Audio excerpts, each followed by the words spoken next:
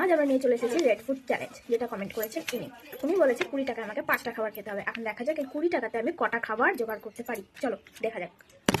আমরা নিয়ে চলে এসেছি 20 টাকায় 5টা খাবার, কিন্তু এর মধ্যে একটা সিক্রেট ব্যাপার আছে, সেটা তোমাদের আমি ভিডিও থেকে বলবো। এটা আমি বেদানা, এটা করো। আছে একটা ললিপপ। এই প্রথমে বেদানাটার দাম নিয়েছে 10 টাকা, যেখানে এখানে আমার বেশি টাকাটাই মানে অর্ধেক টাকাটাই চলে গেছে। চলো এটাকে দেখি। নেক্সট হচ্ছে টমেটো, যেটা আমি খুবই সস্তায় পেয়েছি, অনলি 2 রুপিস। চলো এটা লাল বলে নিচে দেখি, খাওয়া যাক এটাকে। তবে ভালো না।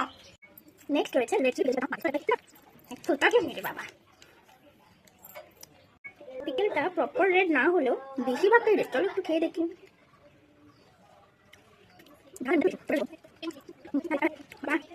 নেক্সট হচ্ছে আমাদের এই ক্রেজি পপটা। এটার না একটা স্পেশালিটি আছে। প্রথমে একটা প্রাইসটা বলি, এটা হচ্ছে 1 টাকা। এটা খেলে নাকি মুখের মধ্যে টাকা করে দিচ্ছে।